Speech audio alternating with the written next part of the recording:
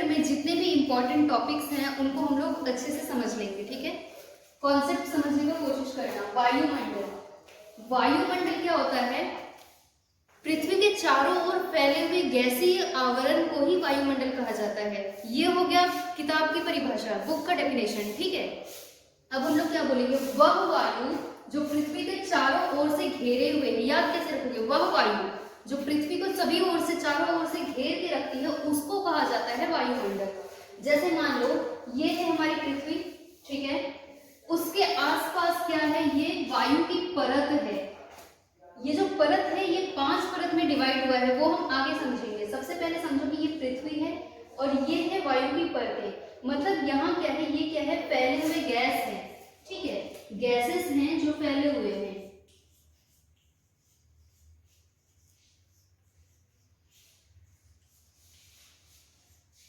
फैले हुए गैसें हैं, ठीक है।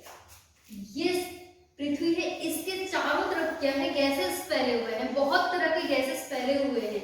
इन विभिन्न गैसों का मिश्रण जो है इसी को कहा जाता है वायुमंडल। मतलब पृथ्वी इतनी दूर तक ही है और इतना जो हिस्सा है ये क्या कहलाएगा? ये कहलाएगा वायुमंडल, ठीक है। और ये सब क्या है? वायु की परत है। अब देख लेते हैं कि इसमें कितना परसेंट कौन सा गैस होता है। सबसे वायुमंडल में जो सबसे अधिक गैस पाया जाता है वो होता है नाइट्रोजन, जो है 78%। उसके बाद 21% पाया जाता है ऑक्सीजन। मतलब नाइट्रोजन और ऑक्सीजन को मिलाकर ही 99% गैस हो रहा है। और जो बचा हुआ 1% गैस है उसमें क्या क्या आ जाता है? उसमें कार्बन डाइऑक्साइड कुछ परसेंट होता है, मान लो 0.29 या कितना भी, वो है कार्बन डाइऑक्साइड। उसके बाद है हाइड्रोजन गैस, फिर निष्क्रिय गैसेस बहुत सारे होते हैं, वो गैसेस, ये सब गैसेस कुछ परसेंट मिलके 1% होता है हमारा ये सब गैस। और बाकी जो 78% है वो नाइट्रोजन और 21% है ऑक्सीजन। मतलब कि 99% भाग कौन बना रहा है? नाइट्रोजन और ऑक्सीजन। तो यही था वायुमंडल का परिभाषा कि वायुमंडल क्या है? पृथ्वी के चारों ओर फैले हुए गैसीय आवरण को वायुमंडल कहा जाता है, या फिर जो वायु पृथ्वी के चारों ओर से घेरे हुए है उसको कहा जाता है वायुमंडल। देखो उसके बाद समझेंगे कार्बन डाइऑक्साइड गैस के बारे में थोड़ा सा जानेंगे, क्योंकि ये बहुत ही इंपॉर्टेंट टॉपिक है जो बोर्ड एग्जाम में पूछा जाता है। तो कार्बन डाइऑक्साइड क्या है? ये सबसे भारी गैसों में शामिल होता है। कार्बन डाइऑक्साइड सबसे भारी गैसों में शामिल होता है और भारी गैसों में शामिल होने के कारण यह पृथ्वी के सबसे निचली सतह पर पाए जाते हैं।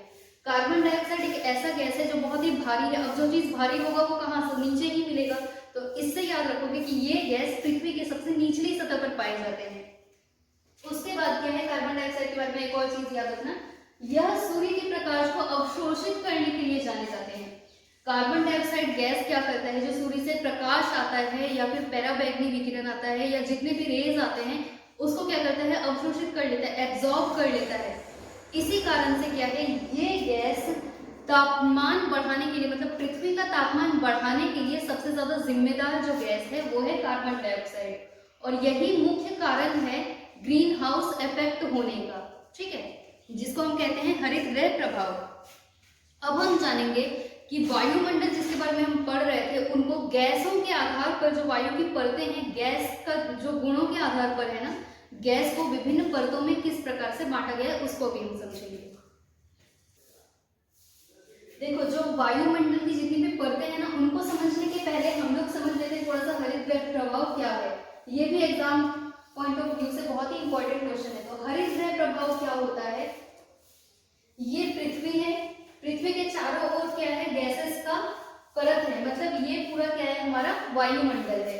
अभी ये सूरज है, सूरज में से कुछ पराबैंगनी किरणें हैं जो इस परत से टकरा कर, ये वाला जो पोर्शन है ना जहाँ पे वायुमंडल है, वायुमंडल का ये वाला जो परत है इसको बोला जाता है ओजोन लेयर, ठीक है, ये है ओजोन लेयर। इसके बारे में हम लोग बाद में बात करेंगे, या फिर इसको बोला जाता है हिंदी में ओजोन परत।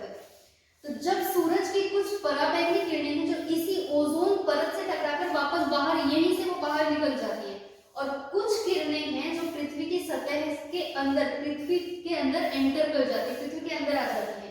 इसको थोड़ा और डीपली समझते हैं। देखो ये है पृथ्वी, ये है वायुमंडल, ठीक है। अब कुछ गैसेस ने क्या किया हुआ है, अपना एक मोटा सा परत बनाया हुआ है। वो कौन कौन से गैसेस हैं, मान low carbon dioxide, methane gas, nitrous oxide, ये सब चीज है, ठीक है। अब यहाँ से जो सूरज की किरणें आ रही हैं, ये यहाँ से पृथ्वी के सरफेस पर टकरा कर क्या हो रहा है, वो वापस जा रहा है। वापस जाके क्या हो रहा है, वो उस गैसेस से टकराकर वापस पृथ्वी पर ही लौट आ रहा है, ऐसा होता है, ठीक है। ये किरण क्या है, यहाँ से जा रहा है, मान लो ये किरण इससे मीथेन से टकराकर वापस वो पृथ्वी की ओर ही लौट आया। यहाँ से कुछ किरणें जा रही हैं जो यहाँ नाइट्रस ऑक्साइड से गैस है, उससे टकराकर वापस वो पृथ्वी पर लौट आया। अब क्या हो रहा है, इन गैसेस से ये जो यहाँ से किरणें आ रही है, इन गैसेस से टकराकर वापस यहीं पर लौट आ रही है। इस कारण से क्या हो रहा है, पृथ्वी का तापमान बढ़ रहा है। पृथ्वी का तापमान जो है, जो जिस तापमान में जो जीव जंतु हैं वो निवास कर पाते हैं, वो जीवित रह पाते हैं, वो तापमान है।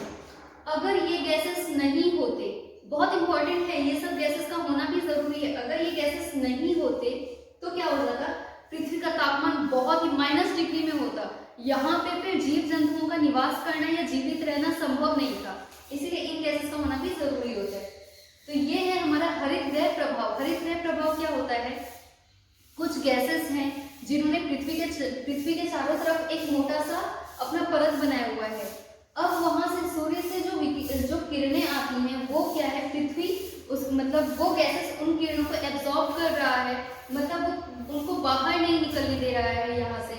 इस कारण से पृथ्वी पर तापमान बढ़ता जाता है और यही गैसेस कारण बन रहे हैं जो पृथ्वी का तापमान बढ़ाने का कारण बन रहे हैं। अगर एग्जाम में क्वेश्चन पूछा जाए कि तापमान बढ़ाने के लिए सबसे ज्यादा प्रभावी कौन सा गैस है, तो वहां पे नाम लोगे कार्बन डाइऑक्साइड गैस का। अभी मैंने थोड़ी देर पहले कार्बन डाइऑक्साइड गैस के बारे में बताया था कि वो सबसे भारी गैस है और तापमान बढ़ाने के लिए सबसे ज्यादा वही क्या बोलेंगे, रिस्पॉन्सिबल है, ठीक है। उसी की वजह से पृथ्वी का तापमान सबसे ज्यादा बढ़ रहा है। तो इन्हीं की वजह से पृथ्वी का तापमान सबसे ज्यादा बढ़ रहा है, मतलब बढ़ता जा रहा है, और यही कारण है हरित गृह प्रभाव होने का, ठीक है। चलो तो अभी पढ़ते हैं हम लोग जो डिफरेंट परत के बारे में, अलग अलग परत के बारे में पढ़ रहे थे ना, उसको जानते हैं अच्छे से।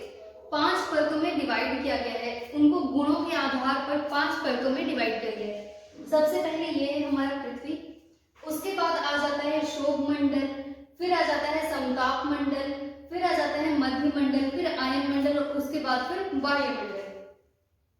तो देखो, पृथ्वी के जो सबसे नजदीक का मंडल है वो होता है शोभ मंडल, जो पृथ्वी से कितना दूरी पर होता है, 18 किलोमीटर तक का दूरी पर होता है।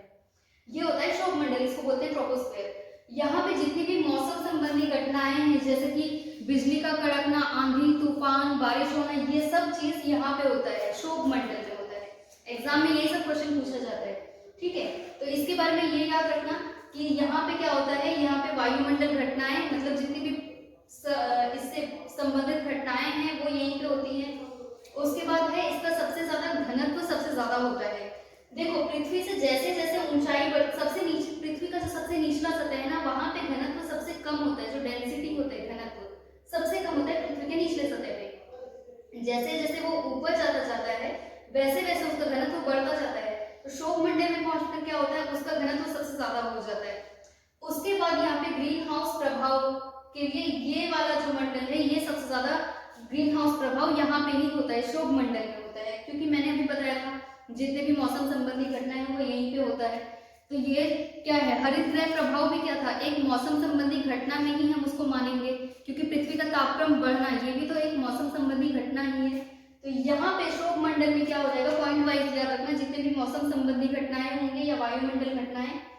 दूसरा है हमारे सबसे ज्यादा घनत्व यहाँ पे होता है, और तीसरा है जो हरित गृह प्रभाव या ग्रीन हाउस इफेक्ट यहाँ पे होता है।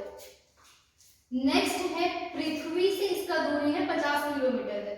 ये हम शोभ मंडल से नहीं ले रहे हैं, ये जो 50 किलोमीटर है ये पृथ्वी से नापा जा रहा है। पृथ्वी से इसका दूरी है 50 किलोमीटर तक। इसको बोला जाता है समताप मंडल। यहाँ पे जो है वायु एकदम शांत रहता है, इतना शांत रहता है।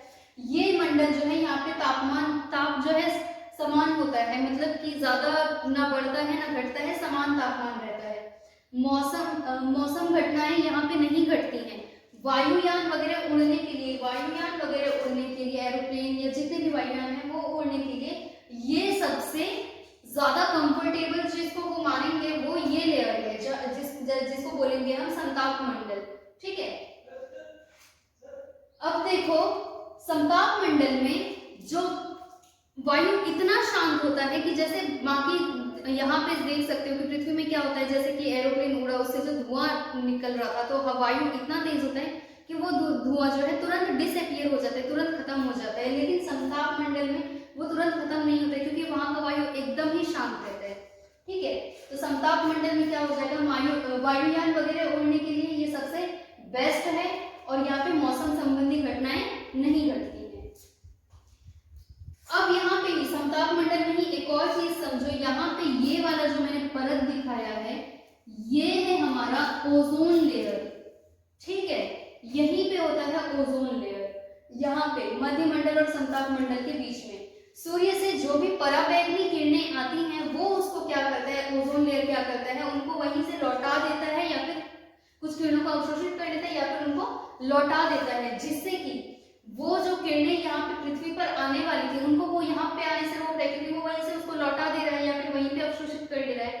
तो वो किरणें अगर पृथ्वी पर आ जाती तो बहुत सारी बीमारियां, बहुत जहरीली बीमारियां, कैंसर, स्किन कैंसर वगैरह ये सब चीज हो सकता है।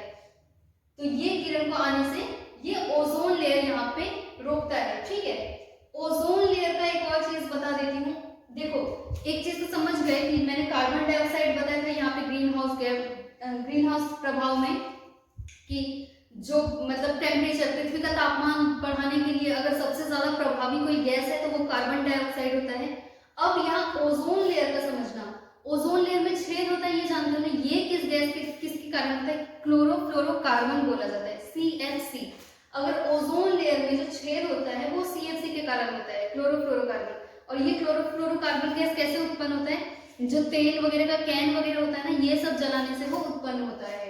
ठीक है, तो ये क्या, अगर यहाँ पे ओजोन लेयर डिप्लेशन का आएगा, मतलब ओजोन लेयर में छिद्र होना, अगर इस तरीके का क्वेश्चन आएगा तो वहां पे सबसे ज्यादा प्रभावी होगा CFC गैस, क्लोरोफ्लोरोकार्बन।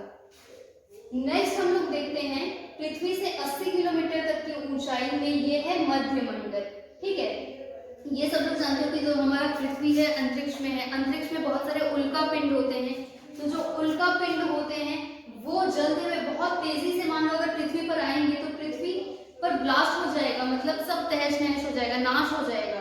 तो वो विनाश को रोकता है ये मध्य मंडल। वहां से जो उल्का पिंड आते हैं वो यहाँ पर टकराकर यहीं पे खत्म हो जाते हैं। ठीक है, मध्य मंडल में ही, तो ये पृथ्वी पर नहीं पहुंच पाते हैं। इसके बाद है हमारा पृथ्वी से लगभग 600, ये जो ऊंचाई दिया हुआ है ना, ये एकदम अप्रोक्सीमेट ऊंचाई, लगभग ऊंचाई बताया गया है, क्योंकि हम वायु का माप नहीं सकते कि उसने कितना मोटा परत बनाया है, वो वायु है, उसको नापा नहीं जा सकता है।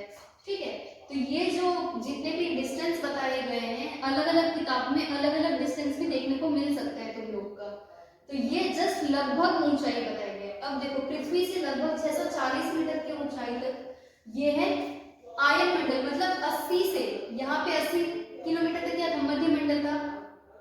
पृथ्वी से कितना दूर हो गया, ये 680 किलोमीटर, मतलब 80 से 680 किलोमीटर के बीच ये है हमारा आयन मंडल। यहाँ पे जितने भी सैटेलाइट्स वगैरह होते हैं वो आयन मंडल में होते हैं। जैसे ये रेडियो तरंगों को परावर्तित करता है, सैटेलाइट्स वगैरह, सिग्नल वगैरह जो भेजा जाता है, मान लो फोन किया, ठीक है, तुम किसी को फोन कर रहे हो तो मोबाइल में क्या कोई वायर है जिसकी वजह से यहाँ से वहां तक कनेक्टेड है, नहीं, फोन से जस्ट ऐसे, तो वो क्या कर रहा है, वो सिग्नल भेज रहा है। वो तो ऐसा तो नहीं कि ये सीधा सीधा सिग्नल भेज रहा है, पेड़ पौधे से टकरा रहा है, ऐसा तो नहीं हो रहा है। ये जिसकी वजह से हो रहा है उनको बोला जाता है रेडियो तरंग। तो ये क्या करता है, आयन मंडल रेडियो तरंग को परिवर्तित कर रहा है। सबसे लास्ट है हमारा वायुमंडल। वायुमंडल क्या, अब मैंने क्या कहा था, सबसे जो भारी गैस है वो कहाँ पे पाया जाता है, यहाँ सबसे नीचे पाया जाता है। अब जो सबसे हल्का गैस होगा वो कहाँ पाया जाएगा, सबसे ऊपर बाहरी मंडल में।